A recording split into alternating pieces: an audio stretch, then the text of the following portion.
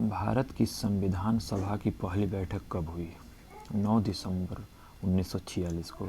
भारतीय संविधान का प्रथम प्रारूप सर बी.एन. राव द्वारा तैयार किया गया था और बी.एन. राव ही थे जिनके दिमाग की ये उपज थी कि संविधान सभा का गठन किया जाए।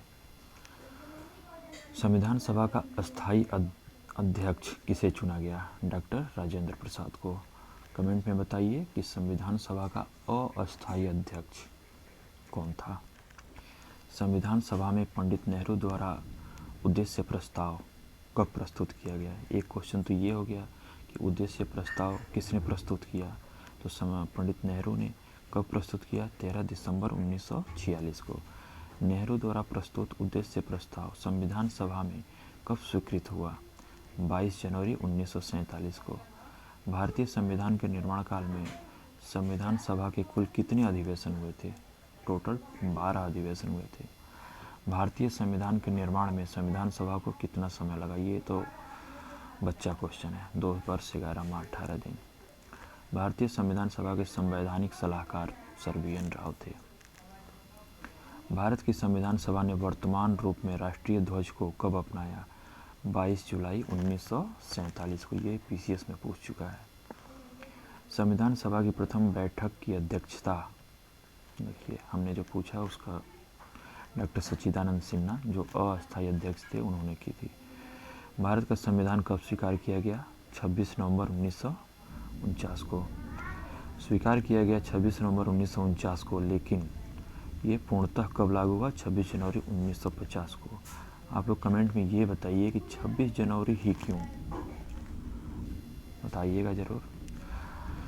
अब देखिए ये संविधान सभा बनी 9 दिसंबर 1946 को। संविधान सभा की प्रथम बैठक हुई जिसमें डॉक्टर सच्चिदानंद सिन्हा को अस्थायी अध्यक्ष तथा 11 दिसंबर 1946 को डॉक्टर राजेंद्र प्रसाद को अस्थायी अध्यक्ष चुना गया। संविधान निर्माण का प्रारंभ 13 दिसंबर 1946 को पंडित जवाहरलाल नेहरू द्वारा प्रस्तुत उद्देश्य प्रस्ताव से हुआ, जिसे 22 जनवरी 1947 को सर्वसम्मति से स्वीकार कर लिया गया। 26 नवंबर 1949 को भारतीय संविधान को अंगीकृत किया गया, जबकि 26 जनवरी 1950 को इसे पूर्णतः लागू किया गया।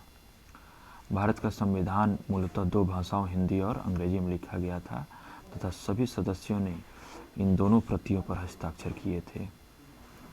यहाँ देख लीजिए 9 दिसंबर को प्रथम बैठक हुई जिसमें 9 दिसंबर 1946 को प्रथम बैठक हुई जिसमें डॉक्टर सच्चिदानंद सिन्हा जो सबसे बूढ़े थे, सबसे वरिष्ठ थे, उनको अस्थायी सदस्य अध्यक्ष चुना गया और 11 दिसंबर यानी 9-10 2 दिन ये डॉक्टर सच्चिदानंद सिन्हा रहे और 2 दिन बाद 11 तारीख को 11 दिसंबर 1946 को डॉक्टर राजेंद्र प्रसाद को अस्थायी अध्यक्ष चुन लिया गया और एक दिन के बाद 12 के बाद 13 दिसंबर 1946 को पंडित नेहरू ने उद्देश्य प्रस्ताव प्रस्तुत किया जिसे 22 जनवरी 1947 को संविधान जब लागू हुआ उस टाइम पे इसको स्वीकार किया गया।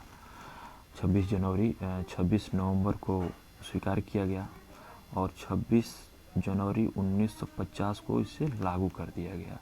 तो 26 जनवरी 1947 को स्वीकार किया गया और 13 दिसंबर 1946 को पंडित जवाहरलाल नेहरू द्वारा उद्देश्य प्रस्ताव लाया गया था।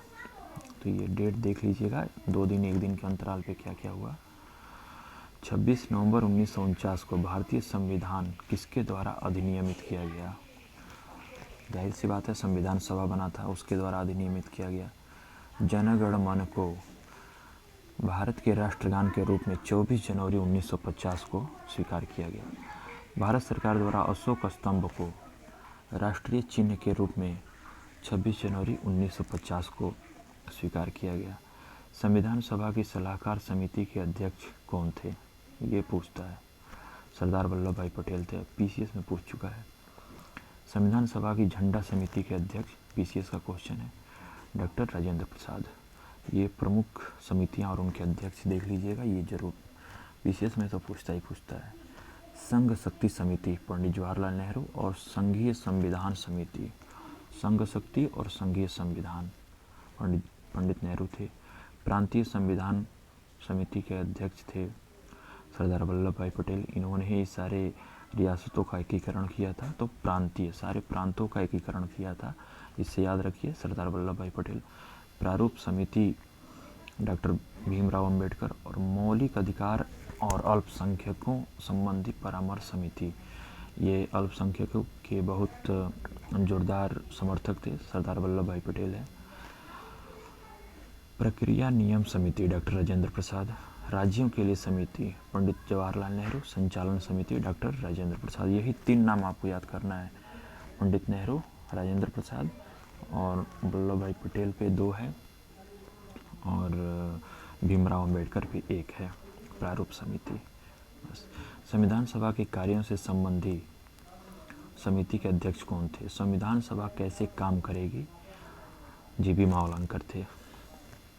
Doctor B R. अम्बेडकर की अध्यक्षता में संविधान सभा की प्रारूप समिति में 6 अन्य सदस्य थे। ये पूछता है, अभी बताऊंगा कैसे पूछता है। N Gopala Swami Ayyangar, doctor K M. Munshi, B M. Mitra, बाद में इनके स्थान पर एन माधव राव। ये पूछेगा कि एन माधव राव संविधान सभा के प्रारूप समिति जो समिति बनी थी उसमें एन माधव राव ने किसका स्थान लिया? तो बी.एन. मित्रा का। अल्लादी कृष्ण स्वामी अय्यर, सैयद मोहम्मद सादुल्ला तथा डी.पी. खेतान। ये क्वेश्चन पूछता है डी.पी. खेतान का स्थान किसने लिया? तो टी.टी. कृष्णाचारी ने। कई बार क्वेश्चन पूछ देता है कि निम्नलिखित में से संविधान सभा की प्रारूप समिति का सदस्य कौन नहीं था? उसमें टी.टी. कृष्णाचारी और इनका भी नाम दे देगा, एन माधव राव का, और कन्फ्यूजन में लोग ये याद करते नहीं हैं। संविधान सभा ने डॉक्टर बी.आर. अम्बेडकर की अध्यक्षता में प्रारूप समिति का गठन 19 अगस्त 1947 को किया। डॉक्टर भीमराव अम्बेडकर का संविधान सभा में निर्वाचन किस प्रेसिडेंसी से हुआ था? बम्बई प्रेसिडेंसी से हुआ था, लेकिन इससे पहले बंगाल से हुआ था।